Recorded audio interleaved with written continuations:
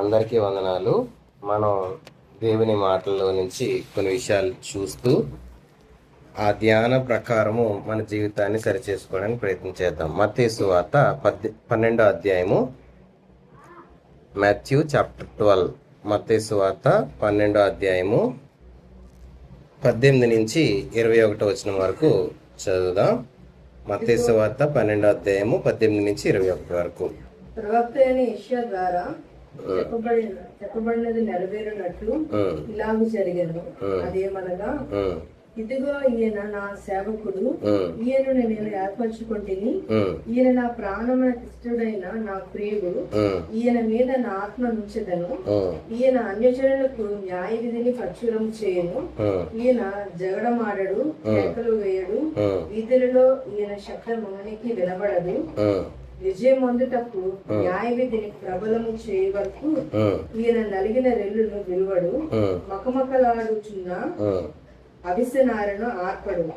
ఈయన నామందు అన్యజనులు నిరీక్షించెదరు అన్నదే. ఈ మాటలు మనం చదివితే ఎలా ప్రారంభమయ్యాయంటే, యెషయా ద్వారా చెప్పబడినది నెరవేరినట్లు అలాగూ జరుగునని చెప్పి ఈ మాటలు రాశారు. అంటే ఇలా అవుతుంది అని చెప్పి కొన్ని ఏండ్ల ముందుగానే రాయబడింది. ఈ మాటలు ఎక్కడున్నాయి అని అంటే, ఐజియా 42 చాప్టర్ 1-4, యెషయా 42వ అధ్యాయము 1వ వచనం నుంచి 4 వచనాల మధ్యలో ఈ భాగాన్ని మనం చూడొచ్చు. యెషయా 42 1 నుంచి 4 వచనాలు. ఇదిగో నేను ఆదుకును నా సేవకుడు, నేను ఏర్పరచుకున్న వాడు, నా ప్రాణమునకు ప్రియుడు. అతని యందు నా ఆత్మను ఉంచి ఉన్నాను. అతడు అన్యజనులకు న్యాయము కనపరచును. అతడు కేకలు వేయడు, అరవడు, తన కంఠస్వరం వీధిలో వినబడనీయడు. నలిగిన రెల్లును అతను విరువడు, మొకమొకలాడుచున్న జనపనార భక్తిని ఆర్పడు. అతడు సత్యం అనుసరించి న్యాయము కనపరచును. భూలోకముల న్యాయము స్థాపించు వరకు ఆయన అందగిలడు, నలుగుపడడు. ద్వీపములు అతని బోధ కొరకు కనిపెట్టను.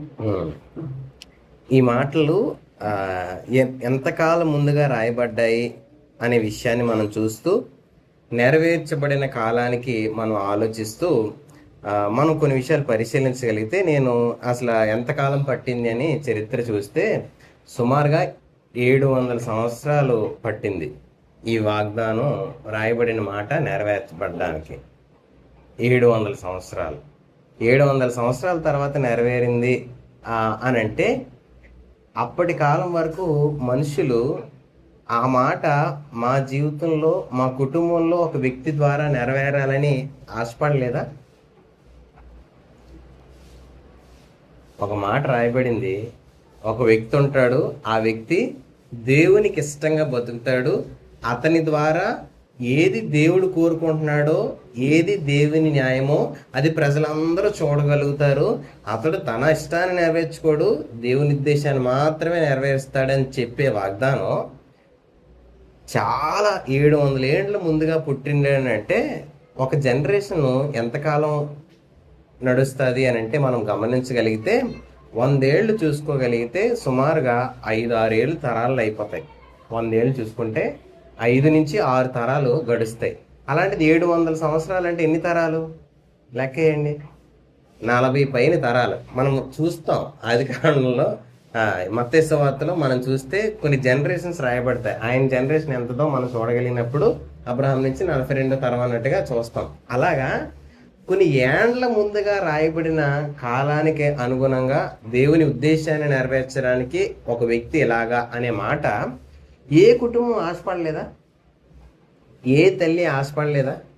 ఏ తండ్రి ఆశపడలేదా? నా పిల్లడు ఎలా ఉండాలి, లేకపోతే నేను ఇలా ఉండాలి, నేను ఇలా బతికితే ఆ విలువలతో నా పిల్లలు పెంచబడతారని ఏ తండ్రి ఆశించలేదా అని అంటే, మనం ఎక్కడ ఆ విషయాన్ని వెతకం.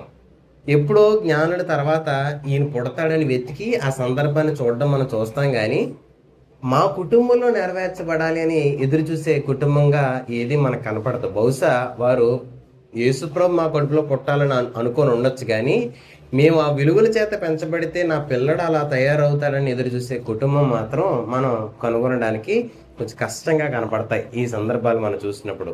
అయితే ఇంత దేవుని మాట ముందుగా రాయబడినా కూడా దుఃఖించవలసిన పరిస్థితి ఏ ఒక్కరు కూడా ఆ స్థాయికి ఎదగలేకపోవడం, నిలబడలేకపోవడం. ఇప్పుడు ఇంకా మనం బాధపడాల్సిన పరిస్థితి ఏంటి అంటే, ఆయన వచ్చి బతికి ఇలా ఉంటాడని చూపించి వెళ్ళిపోయిన తర్వాత కూడా ఆ మాదిరి అనుసరించడానికి కూడా చాలామంది క్రైస్తవులను పిలువబడడానికి ఇష్టపడుతున్నారు, కానీ క్రీస్తు చూపించిన మాదిరి కానీ, దారి కానీ, జీవితాన్ని కానీ కలిగి ఉండడానికి ఏ ఒక్కరు కూడా ఇంకా సిద్ధపడలేకపోతున్నారు అనే వాస్తవం కూడా మనం అంగీకరించాల్సిన స్థితిలో మనం ఉన్నాం.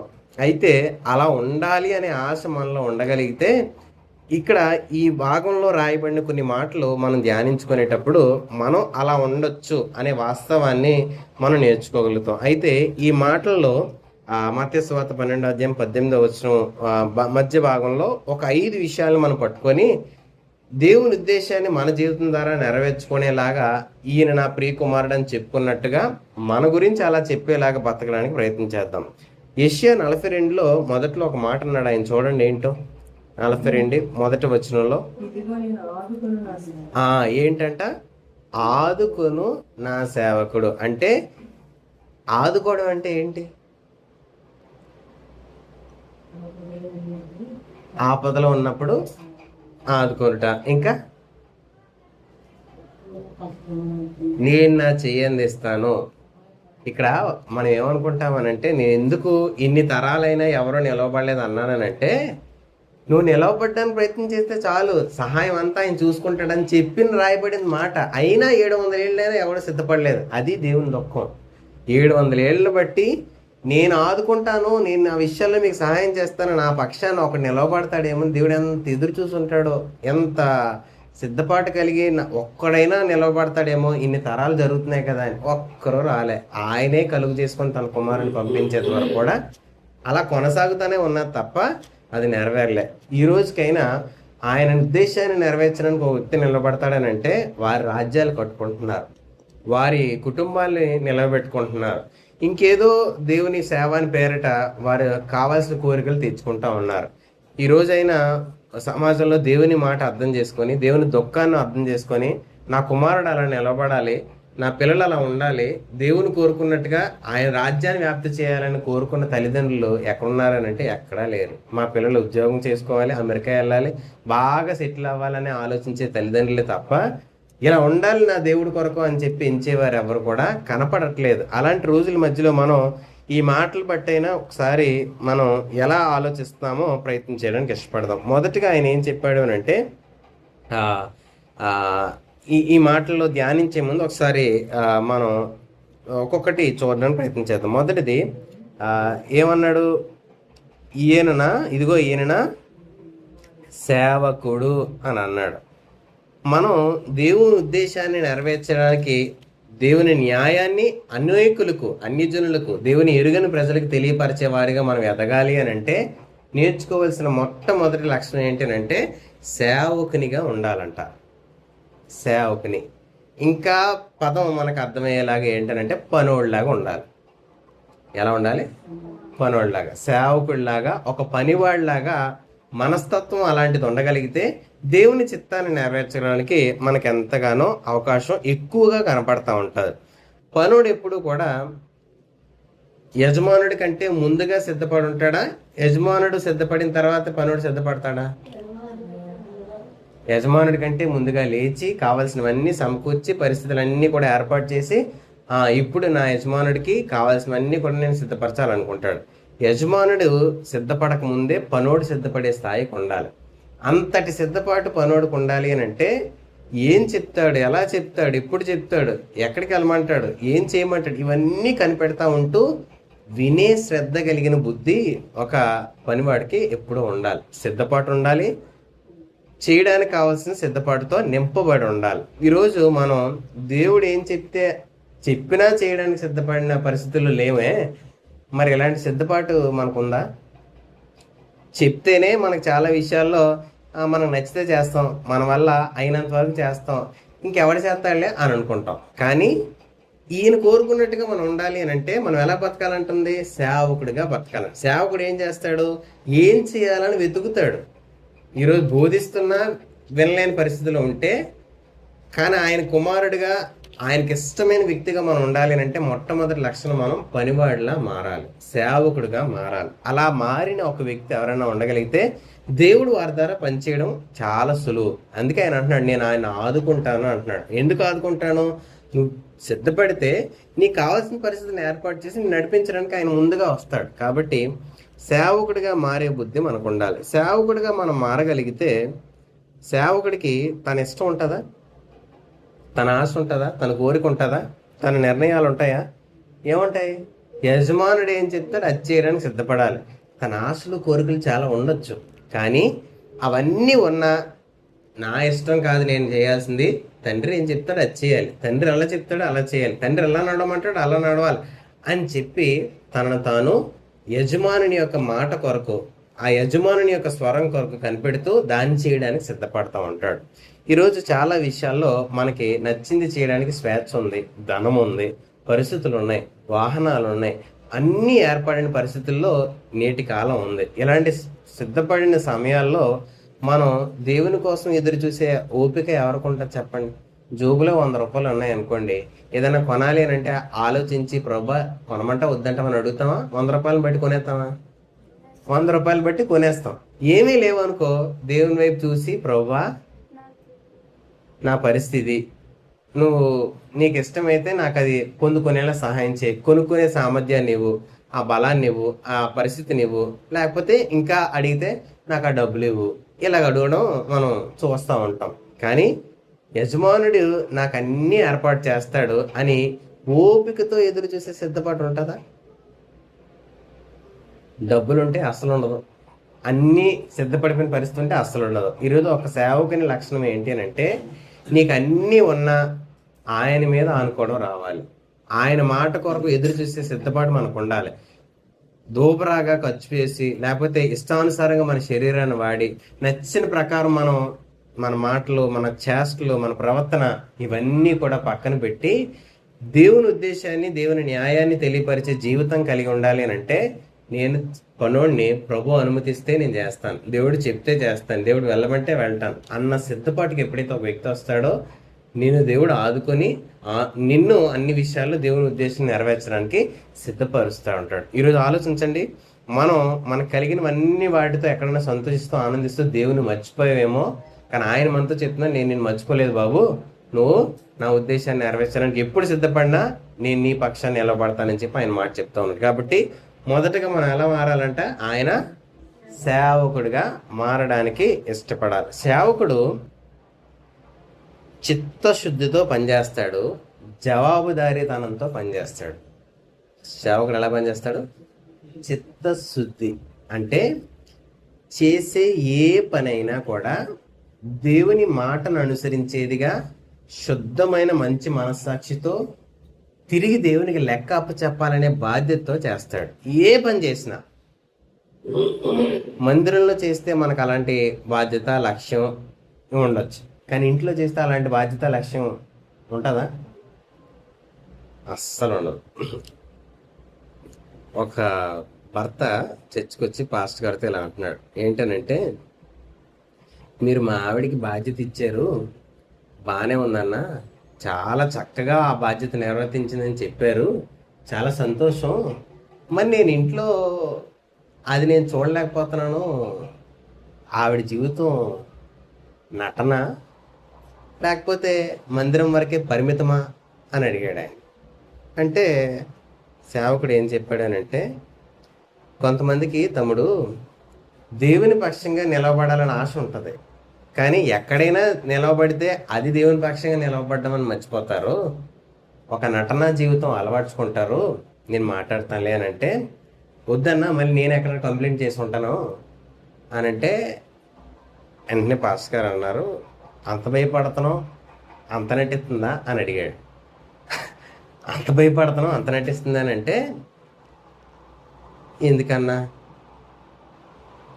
పొట్ట చింపుకుంటే కాళ్ళ మీద పడుతుంది, నేనేదో మీ దగ్గర కంప్లైంట్ ఇచ్చినట్టు ఉంటుంది, నేను అవన్నీ మాట్లాడదలుచుకోలేదు, నేనేది కంప్లైంట్ కాదు, కొన్ని విషయాల్లో మీరు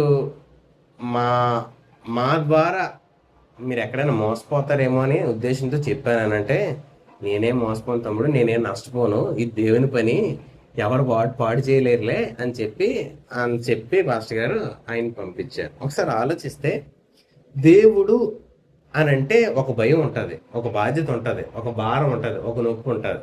మరి మన ఇల్లు దేవుని ఆలయం కాదా? మన శరీరం దేవుని ఆలయం కాదా? దాని విషయంలో ఎందుకు అలక్ష్యం? దాని విషయంలో ఎందుకు బాధ్యతారహితంగా పనిచేయడం? ఇది దేవుని ఆలయం అని, మన ఇల్లు దేవుడు నివసించే గృహమని ఎప్పుడైతే భావిస్తామో ఆ బాధ్యత, ఆ లక్ష్యం, ఆ సహనం కలిగిన ఓర్పుతో పనిచేయడానికి ఇష్టపడతాం. నా పని దేవుడు చూడాలని మందిరంలో ఎలా అయితే పనిచేస్తామో మన ఇంట్లో కూడా అలాగే పనిచేస్తాం. అలాగా సేవకుడిగా మారడం, చర్చిలో ఎంత కిందకైనా దిగిపోతాం, ఎంత పనుడిగానే మారిపోతాం. మన ఇంట్లో అలా పనుడిగా ఎందుకు మారలేం? నాకంటే ఆడు ఎక్కువ, నాకంటే ఆయన ఎక్కువ, నాకంటే ఆవిడ ఎక్కువ అని మాట్లాడుకునే స్థితికి వెళ్ళిపోతాం. దేవుని పక్షంగా నేను పనివాడిని, నా పని నేను నిర్వర్తించాలి, జవాబుదారితో తనంతో అడగాలి. నువ్వు అక్కడ ఉన్నావు కదా, నేను ఆ ప్రదేశంలో ఉంచాను కదా, ఏది నా న్యాయం ఎక్కడ చూపించావు, నేను ఎలా బతుకుతాను ఎలా చూపించావు అని అడిగితే ఏం సమాధానం చెప్తాం మనం రేపొద్దున దేవుడి దగ్గరికి వెళ్ళినప్పుడు?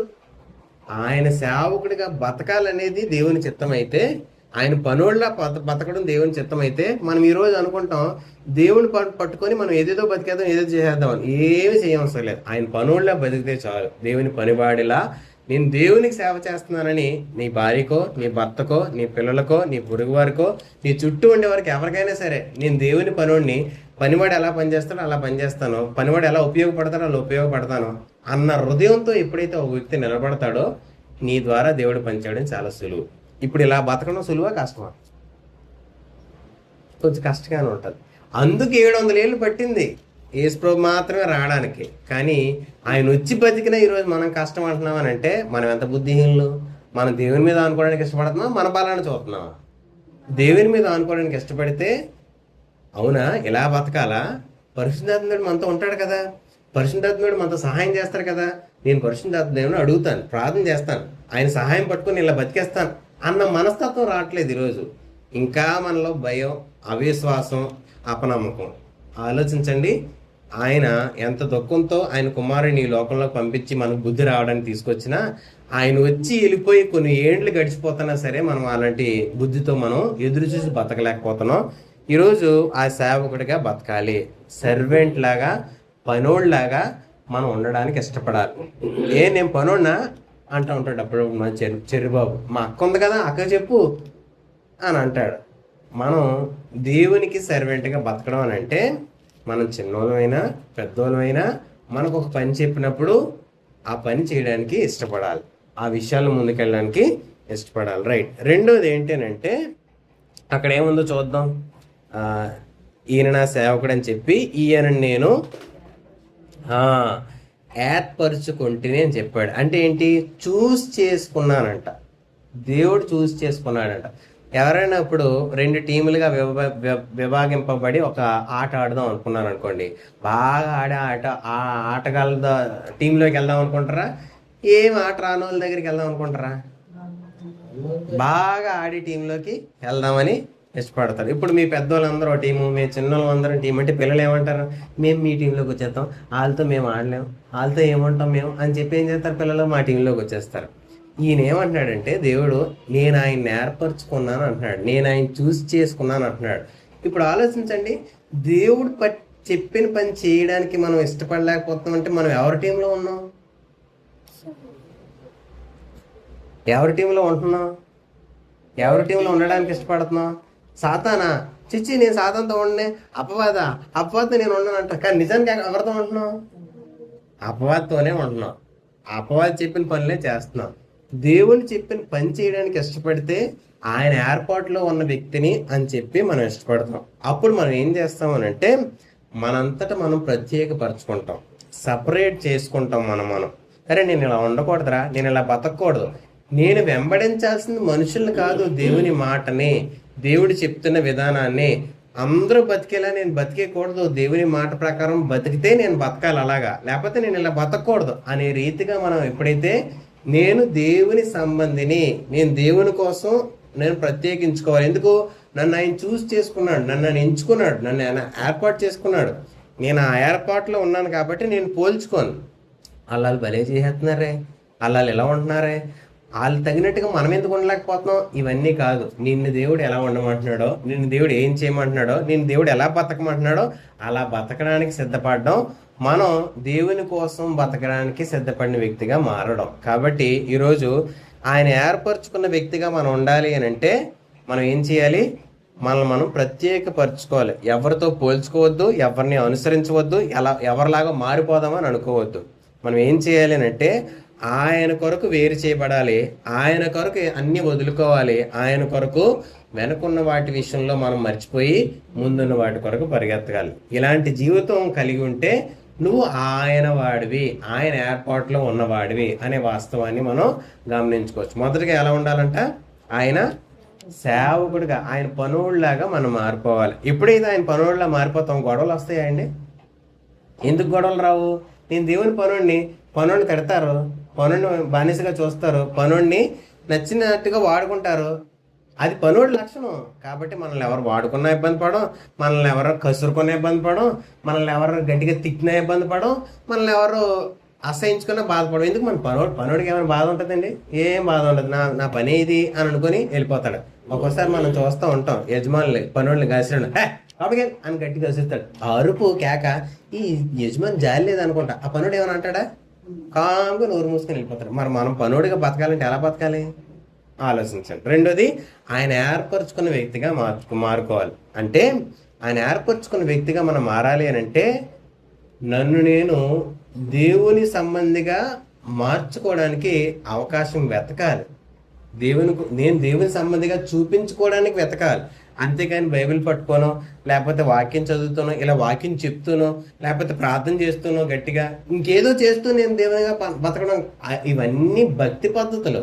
మరి దేవునిగా ఏర్పరచుకున్న వ్యక్తిగా ఏంటి అని అంటే మనల్ని అవమానకరంగా మాట్లాడినప్పుడు, మనల్ని హేళనగా చూసినప్పుడు, మన జీవితాన్ని ఎదుటివాడు నిందించే స్థాయికి ఉన్నప్పుడు కూడా మనం దేవుని సంబంధిగానే కనపడాలి తప్ప అపవాది సంబంధిగా కనపడకపోవడానికి మనం ఎక్కడ కూడా వెతకూడదు. కాబట్టి మొదటిగా ఆయన సేవకుడిగా మారాలి. రెండోది ఆయన ఏర్పరచుకున్న వ్యక్తిగా మనం మారాలి. మూడోది ఏంటి? ఆయన చదువుదాం ఆ విషయంలో. మూడోది ఏం చెప్తున్నాడు? నా ప్రాణమునకు ఇష్టడైన నా ప్రియుడు అని చెప్తా ఉన్నాడు. ఈరోజు ఎవరికి ఇష్టంగా బతకడానికి ఇష్టపడతాను చెప్పండి? మూడో లక్షణం, మొదటిగా ఆయన సేవకుడిగా బతకాలి, రెండోది ఆయన ఏర్పరచుకున్న వ్యక్తిగా బతకాలి, మూడోది ఆయన ప్రాణానికి ఇష్టడైన ప్రియుడిగా బతకాలంట. ఈరోజు మనకిష్టమైన వాళ్ళు మన గురించి ఎక్కడైనా చెడ్డగా మాట్లాడితే మనం ఉండగలమా? ఎంత ప్రేమించానే, ఎంత వాళ్ళ విషయంలో నేను ఎంత మంచిగా నడుచుకున్నానే, నా గురించి ఎందుకు ఇలా చెడ్డ మాట్లాడారని నొప్పి వస్తుంది రాదా? చాలా బాధపడతాం. మనం బాగా ప్రేమించే వ్యక్తి మన గురించి చెడ్డగా మాట్లాడినా, చులకనగా మాట్లాడినా ఎక్కడో తెలియని బాధ మనకు వస్తుంది. ఈరోజు దేవుని విషయంలో మనం అలాంటి మంచి ఒప్పుదలతో బతకగలమా? దేవునికి ఇష్టడుగా నేను బతకాలి అని ఈ రోజుల్లో ఎలా తయారయ్యానంటే మనుషుల దృష్టిలో మనం మంచిగా కనపడాలి, మనుషులందరూ మనల్ని మెచ్చుకోవాలి, మనుషులందరూ మనల్ని గొప్పలు అనాలి, మనుషులందరూ మనల్ని పొగడాలి, మనుషులందరూ మనల్ని అబ్బా మీ అంతటోడు లేడు, నీలా ఉన్నోడు ఎవరు ఉండలేరు, నీలా ఎవరు బతకలేరు, నీలా ఎవరు జీవించలేరు, నువ్వు అన్నీ నెట్టుకొని వస్తున్నావు, ఇలాంటి మాటలన్నీ పలకాలని ఇష్టపడతాం. మంచిదే, మనుషుల దృష్టిలో నువ్వు మంచిగా ఉంచడం మంచిదే. అయితే దేవుని దృష్టిలో మంచిగా బతకకుండా మనుషుల దృష్టిలో మంచిగా బతుకో అనుకో, అది వేషం అంటాడు దేవుడు, అది నటన అంటాడు, అది దిగజారిపోయిన స్థితిగా, ఉమ్ము వేసే స్థితిగా, నిలువేసిన స్థితిగా దేవుడు మాట్లాడతాడు. ఈరోజు మనుషులందరి దగ్గర నువ్వు గొప్పగా కనపడవచ్చు, కానీ దేవుడు హృదయాన్ని, అంతరంగాన్ని పరిశీలించే దేవుడు కదా. మరి అలాంటి దేవుడి దగ్గర నువ్వు చెడ్డోడు అయిపోతే మనుషుల దగ్గర నీ సాక్ష్యం ఎంత మంచిగా ఉంటే ఏంటి ఉపయోగం ఉంటుందా? ఏ ఉపయోగం ఉండదు, ఏ లాభం ఉండదు, ఏ మేలు ఉండదు, ఏ రకమైన నీకు ఉపయోగం లాభం నీకు ఉండదు. కాబట్టి మనుషుల దగ్గర నువ్వు చెడ్డోడు అయినా సరే దేవుని దగ్గర మంచిగా వాడిగా బతకడానికి ప్రయత్నించేయి, దేవుని దగ్గర మంచి సాక్ష్యం పొందుకోవడానికి ప్రయత్నించేయి, దేవుని దగ్గర నువ్వు ఉన్నతమైన వాడిగా బతకడానికి ప్రయత్నించేయి. అంటే మనం చాలా విషయాలు ఇతరులకి తెలియకుండా చేయడానికి ఇష్టపడతాం. ఇతరులకి అవి తెలిసిపోతే ఎక్కడ మనల్ని అసహించుకుంటారని చెప్పి మనం దాని ప్రకారం సిద్ధపడతాం, దాని ప్రకారం మనల్ని మనం దాచుకుంటాం, కప్పుకుంటాం, దాని ప్రకారం మనం ఎక్కడ బయటికి మన గురించి ఎక్కడ తెలియకుండా జాగ్రత్త పడతాం. కానీ దేవుని దృష్టిలో అవన్నీ బయటపడిపోతాయి. రహస్యమైనది ఏది దాగదో, చీకట్లో ఉన్నది నేను వెలుగులో చెప్పేస్తాను, మీరు రహస్యమైన మాట్లాడుకున్నవి నేను మేడల మీద ఎక్కి బోధించేస్తానని చెప్తా ఉన్నాను. కాబట్టి ఒకరోజు మనం దాచుకుందాం అనుకున్నా అది దాగదు, బయటకు వచ్చి పడిపోదు. కాబట్టి ఒప్పుకొని అతిక్రమాన్ని విడిచిపెట్టిన వాడు వర్ధిల్లుతాడు, కానీ దాచిపెట్టుకుంటే ఏమవుద్ది, వర్ధిల్లడు అని చెప్తుంది. అంటే మనం ఎదగడానికి కూడా అవకాశం లేకుండా పోతాం. కాబట్టి దేవుని సంతోషాన్ని వెతకాలి అని అంటే, దేవుని ఆనందాన్ని వెతకాలి అని అంటే మనం ఏం చేయాలి అని అంటే, మనం మాట్లాడేటప్పుడు, మనం ప్రవర్తించేటప్పుడు, మనం జీవించేటప్పుడు ఎలా జీవిస్తున్నామో ఆలోచించండి. మన ఉద్దేశాలు ఎప్పుడు కూడా సమాధానం కలిగించడానికి వెతకాలి. ఒకరితో ఒకరి మధ్య సమాధానం.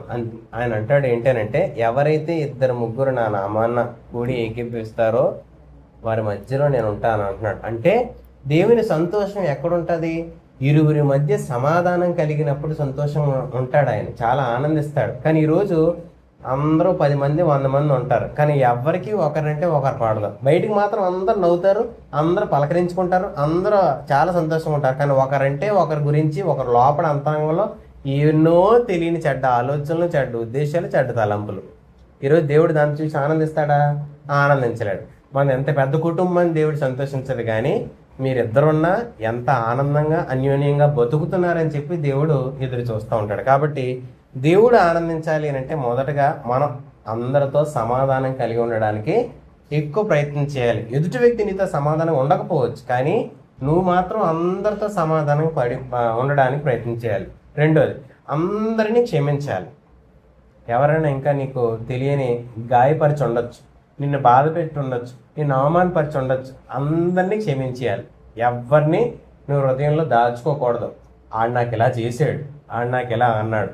మన హృదయంలో ఒకరి గురించిన పగుంటే దేవుడు ఆనందించలేడు, దేవుడు సంతోషించలేడు. ఆయన సంతోషించాలంటే మనం అందరిని ఏం చేయాలి? క్షమించాలి. మొదటిది ఏం చేయాలి? అందరితో సమాధానం కలిగి ఉండాలి. రెండోది, అందరినీ క్షమించేయాలి. దేవుడు మన జీవితంలో ఆనందించాలి అని అంటే. మూడోది, అందరినీ దీవించాలి. ఏం చేయాలి? అందరినీ దీవించాలి. అందరిని దీవిస్తామా? అందరినీ దీవించే మనసు మనకు ఉంటుందా? అందరినీ దీవించే మనసు ఎప్పుడు వస్తుంది? దేవుడు అయిపోతే వస్తుంది. మనుషులుగా ఉంటే రాదు కదా. ఎందుకు మనుషులుగా ఉంటే రాదు?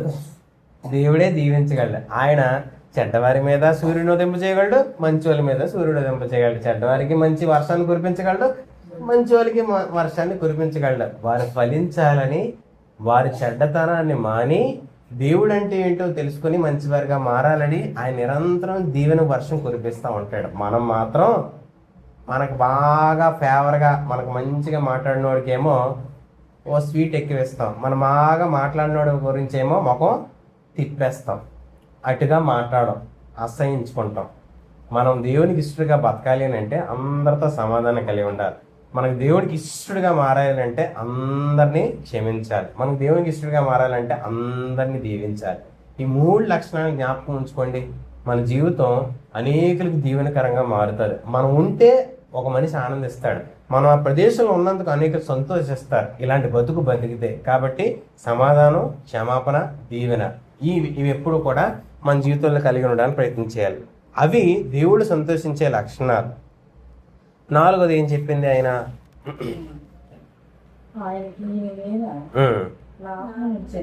ఈయన మీద ఏముంచుతాడంట?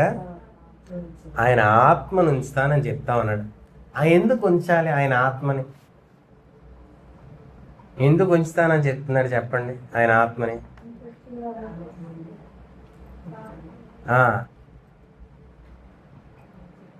జనరల్గా ఎప్పుడైనా ఒక విషయాన్ని ఆలోచిద్దాం. ఏంటనంటే, ఆ దారిలో వెళ్ళేటప్పుడు కుక్కలు ఉంటాయి అనుకోండి, నాన్న ఈ కర్ర పట్టుకొని వెళ్ళరా అని అంటాం. ఈ కర్ర నీ దగ్గర ఉంచిరా, ఈ కర్ర పట్టుకొని వెళ్ళరా అని అంటాం. ఎందుకు? ఏమైనా వస్తే ఆ కర్ర వాడరా, నీ చెయ్యి వాడకు, పొరపాటును కరిసినా నీ చెయ్యి గాయపడదు, కర్ర అయితే ఏమవ్వదు. కాబట్టి ఏం వాడమని? కర్ర వాడరా, నువ్వు నీ చెయ్యి వాడక, అదే కదా మన ఉద్దేశం. దారిలో కుక్కలో నేను నీ ఆత్మ నుంచుది నేనంటే నువ్వేమన్నా చేయాలనుకుంటావు అనుకో, నీకేమన్నా నేను ఇలా ఉండాలి, ఇప్పుడు ఇలా చేసేయాలి, ఇప్పుడు ఇలా ఉండాలి అని నీకేమైనా అనిపించింది అనుకో, నువ్వు చేయకు. నేను నీకు ఆత్మను ఉంచుతాను కదా నీతో, ఆయన ఏం చెప్తాడు అది చెయ్యి. ఆయన ఎలా నడవడమంటాడు అలా నడువు. నీకేదో చేయాలనిపిస్తుంది కదా, అది చేసేకు. నీకు ఒకలాగా నడవాలనిపిస్తుంది, నువ్వు అలా నడిచిపోకు. ఆత్మ చెప్తున్నట్టుగా నడువు. నేను నీకు నీ మీద నా ఆత్మను ఉంచుతాను, ఆత్మ చెప్పినట్టుగా చేయని చెప్తాడు. మనం ఎప్పుడైతే దేవునికి ఇష్టడుగా బతుకుతామో, దేవుని ఆత్మ మన హృదయంలో ఉందనే వాస్తవాన్ని గుర్తుపట్టి నిరంతరం ఆయన సహాయం అడుగుతాం. ఎల్లప్పుడూ కూడా ఆయన మీద ఆనుకోవడానికి ఇష్టపడతాం. ఎప్పుడు కూడా ఆయనకు నచ్చినట్టుగా బతకడానికి ఎప్పుడూ ప్రయత్నం చేస్తాం. కాబట్టి ఒకసారి ఏం జరిగింది అని అంటే, ఒక ఆవిడ కోర్టులో ఈ రకంగా చెప్పు, ఈ రకంగా చెయ్యు, అవతల వాళ్ళు ఇలా సిద్ధపడి వచ్చారని చెప్పారు. అయితే ఈవిడ వెళ్ళి కోర్టులో నిలబడి మాట్లాడడానికి సిద్ధపడినప్పుడు అవతల వాడు లాయర్ ఈవిడికి ఏం చెప్పి పంపించాడో అన్నిటికీ వ్యతిరేకంగా మాట్లాడుతూ ఉన్నాడు. ఇప్పుడు ఈవిడ చెప్పింది అనుకోండి, ఖచ్చితంగా ఈవిడ మీద శిక్ష పడుతుంది. ఇప్పుడు ఏం చేయాలి ఈవిడికి తెలియక, లాయర్ నడవడానికి కూడా లేదు, భూమిలోకి వచ్చి నిలబడిపోయింది. ఏడు చేయాలో తెలియక అక్కడ ప్రార్థన చేయడం మొదలెట్టిందండి. ప్రభువా, నాకు ఎలా చెప్పమన్నారు, ఇప్పుడు నేను ఎలా చెప్తే నాకు శిక్ష ఖచ్చితంగా పడుతుంది. వాళ్ళంతా మారిపోయి వచ్చారు, మా లాయర్కి తెలుసో తెలీదు. ఇప్పుడు నేనేం మాట్లాడాలో నాకు తెలియట్లేదు, నాకు కొంచెం సహాయం చేయి. ఇప్పుడు నేనేం మాట్లాడినా నా మీద ప్రమాదం వచ్చేలా ఉంది. నేను ఏది న్యాయమో అది మాట్లాడతాను, నువ్వు న్యాయాధిపతిగా నిలబడు, నువ్వు నా పక్షంగా వ్యాజ్యమాడని చెప్పి నిజమంతా చెప్పేసిందండి. మరి జడ్జి ఏం ఆలోచించాడో, ఏ నిర్ణయం తీసుకున్నాడో తెలీదు. లాయర్ ఎక్స్పెక్ట్ చేసినట్టుగా జరగలేదు, అవతల వాడు అనుకున్నట్టుగా జరగలేదు. ఈవిడి పక్షాన న్యాయం ఉందని ఎరిగి న్యాయం ఈవిడి పక్షాన నెరవేర్చడానికి ఇష్టపడ్డాడు. నిజానికి ఈవిడ శిక్ష వచ్చినట్టుగా, ఈవిడ ఎదురు చూసినట్టుగా కాకపోయినా శిక్ష తగ్గింపుగా ఈవిడ శిక్ష వచ్చి, ఈమె ఎదురు చూసినట్టుగా కాకుండా గొప్ప విడుదల న్యాయాధిపతి ఈవిడ పక్షంగా పలికాడంట. ఆవిడ ఆ భూమిలో నిలబడి అందరి మధ్య ఒక సాక్ష్యం చెప్పేసిందంట. ఒప్పుదల, ఆ దేవుడు ఆమెను ఒప్పించినప్పుడు ఏంటనంటే, నేను దేవుని ప్రార్థన చేశానండి, దేవుడే నా మొర విని నాకు సహాయం చేశాడు, న్యాయాధిపతి గారు మీకు వందలని చెప్పి ఆ భూమిలోని బయటకు వచ్చినాడు. ఒక సాక్ష్యం, ఒక మాట ఏంటి అని అంటే, నా పక్షాన ఉన్నది ఎవరు అని అంటే దేవుడు, ఇంకెవ్వరూ లేరు. లాయర్ నమ్ముకొని నేను చాలా పనులు ముందుకెళ్ళడానికి ప్రయత్నం చేశాను, నిజంగా ఆయన్నే కనుక నమ్ముకొని ఉంటే నాకు ఏ శిక్ష పడినో, కానీ నిజానికి నీతిని న్యాయాన్ని యథార్థతని నమ్ముకున్నాను కాబట్టి నేను బయటపడ్డాను, దేవుని సహాయం నేను తీసుకున్నానని చెప్పింది. ఈరోజు ఆలోచించండి, చాలా పరిస్థితులు మన ముందుకు వచ్చాయంటే దేవుని అడగాలి అని అనిపించదు మనకు. ఎందుకు? మన దగ్గర అన్నీ ఉన్నాయి, మనం అన్నీ చేయగలం, మనకి మనుషుల సహాయం ఉంది, మనకు అధికారుల సహాయం ఉంది, మన గొప్ప గొప్ప వాళ్ళు మనకు సహాయపడతారు, మనం దేవుని మీద ఎందుకు అనుకుంటాం? కానీ నిజానికి నీకు ఏమి ఉన్నా ఏమి లేకపోయినా, నీకన్నీ పోయినా, మనుషులందరూ దూరం అయిపోయినా, దేవుడు మాత్రం నీ పక్కన ఉంటాడు. దేవుని సహాయం అడగగలిగితే మనుషులు చేయకపోయినా దేవుడు సహాయం చేస్తాడు. మనుషులు నీకు ఏ రకంగా ఉపయోగపడకపోయినా దేవుని సహాయము ఎవరో తెలియని వ్యక్తి ద్వారా నీకు పొందుకునేలా చేస్తాడు. ఎందుకో తెలుసా?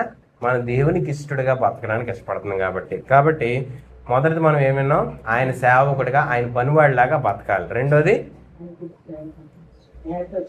ఆయన నన్ను ఏర్పరచుకున్నాడు, నేను ఆయన వాడిని అన్నట్టుగా బతకాలి. మూడోది, ఆయన ప్రాణానికి ఇష్టంగా మనం బతకాలి. నాలుగోది, ఆయన ఆత్మ మనతో ఉంచాడు, మనకి ఏం చేయాలనిపించినా మన ఇష్టం కాదు, మన స్వేచ్ఛ కాదు, దైవని ఆత్మని అడిగి ఆత్మ సహాయంతో చేయడానికి ఇష్టపడాలి. ఆఖరిగా ఏంటనంటే 19వ మాట 20వ మాట చదువు.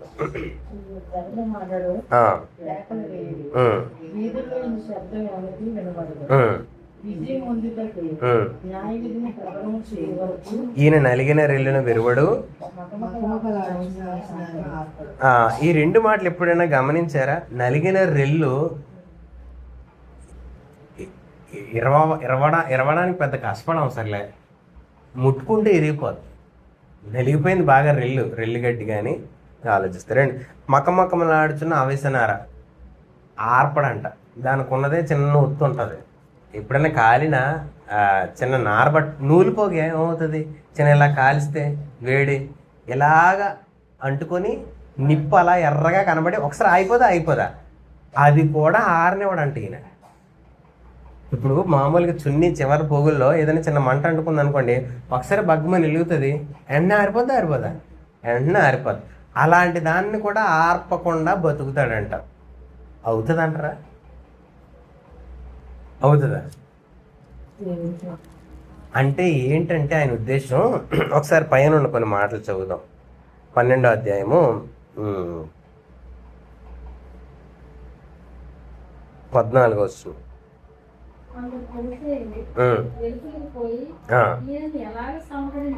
ఆయనని ఎలాగ సంహరింతుమా అనే ఆలోచనలో పడ్డారు. చంపేద్దామని ఎదురు చూస్తున్న మనుషుల మధ్యలో ఈయన ఎలా ఉంటాడంట? ఆ మకమక్కలాడుతున్న అవిసనాన్ని ఆర్పడండి. ఆ చిన్న బలం ఉంటుంది, అంతే, చిన్న శక్తి ఉంటుంది దాంట్లో, చిన్న నిప్పురవ్వ ఉంటుంది. దాన్ని ఆర్పకుండా దేవుని మాట ఏం చెయ్యాలో, దేవుని ఉద్దేశం ఏం నెరవేర్చాలో అదే నెరవేరుస్తాడు తప్ప, ఎంత శత్రువుగా ఎన్ని ప్లాన్లు వేసినా, ఎన్ని రకాలుగా వాళ్ళు చేయడానికి ప్రయత్నాలు చేసినా, ఈయన మాత్రం ఏ రకంగా కూడా వారి విషయంలో చెడ్డ తలంపు కానీ, చెడ్డ ఉద్దేశం కానీ, చెడ్డగా ఆలోచనకు కానీ ఏ ఒక్క అవకాశం కూడా ఇవ్వడంట. ఇప్పుడు ఎవరన్నా మనకు వ్యతిరేకంగా ఆలోచన చేస్తున్నారని, మనకు వ్యతిరేకంగా చాలా ప్రణాళికలు వేసేస్తున్నారని మనం తెలిసిపోయింది అనుకోండి, మనం ఎలా ప్రవర్తిస్తాం చెప్పండి? తెలిసిపోయిన తర్వాత ఆవిడ నీ గురించి ఎలా చేద్దాం అనుకుంటున్నాడు, ఆవిడ నీ గురించి ఎలా మాట్లాడింది వెనకాతల, ఇప్పుడు వచ్చి ఇలా అంట చూడు అని తెలిసిపోతే మనం ఎలా ప్రవర్తిస్తాం? తెలిసిపోయిన తర్వాత. ఈయనంట అలాంటి తెలిసిపోయిన ప్రవర్తన కలిగి వచ్చినా సరే వాళ్ళ ఆలోచనకి ఏ మాత్రం భంగం కలగకుండా చక్కగా సమాధానంగా మాట్లాడే ఉద్దేశం ఈయనలో ఉంటుందంట. అంటే ఈయన రెచ్చిపోడు, ఎదుటోడు వచ్చి రెచ్చగొట్టినా కవ్వించినా దేనికి ప్రలోభానికి గురవ్వడం, నెమ్మదిగా ప్రశాంతంగా ఉంటాడు. ఊరికే మనం జనరల్గా ఏదైనా పనిలో చిరాకు వల్ల, కొంత నొప్పి వల్ల, ఇబ్బంది వల్ల, పరిస్థితి వల్ల మనం చిరాకు పడుతూ ఉంటాం. అలాంటప్పుడు మనకు ఎవరైనా వ్యతిరేకంగా మాట్లాడుతున్న వ్యక్తులు మన ముందుకు వస్తే ఆ చిరాకు ఇంకా ఎక్కువ చూపిస్తూ ఉంటాం. ఈయన గురించి రాయబడినప్పుడు ఏం చెప్పాడనంటే, జగడ మాట్లాడంట. అంటే ఏంటి? గొడవాడడానికి ఏ సందర్భం కారణం కూడా వెతకడం. నేను తెల్లవారి నుంచి ఇలా చేశాను కాబట్టి ఇప్పుడు గొడవాడేశాను, లేకపోతే నేను అలా చేయను, నా మనస్తత్వం అలాంటిది కాదా అని సాగు చెప్పడు ఈయన. నా ఉద్దేశం అది.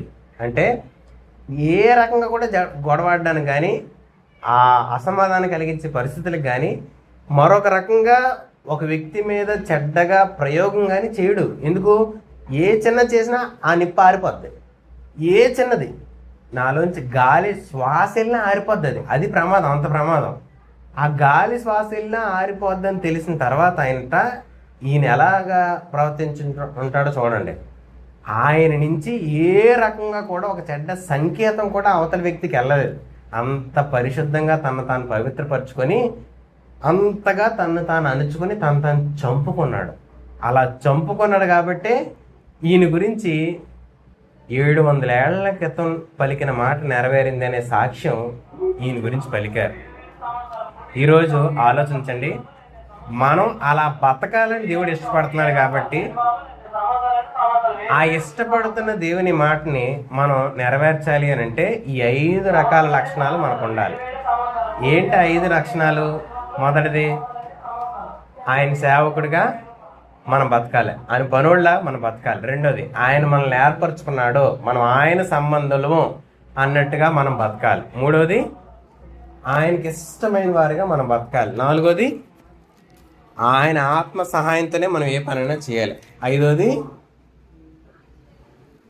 ఏ రకంగా నన్ను నేను బతికించుకొని నా ప్రాణంకి ఇష్టంగా బతకూడదు, కానీ దేవుని ఉద్దేశాన్ని నెరవేర్చడానికి నా జీవితాన్ని ఉపయోగించాలి. అలా బతకడానికి మనం ఎప్పుడైతే ఇష్టపడతామో ఆయన కుమారుడిగా, ఆయన ఉద్దేశాన్ని నెరవేర్చే వారిగా మనం మారగలుగుతాం. కాబట్టి అలా మారడానికి దేవుని సహాయం అడుగుతాం.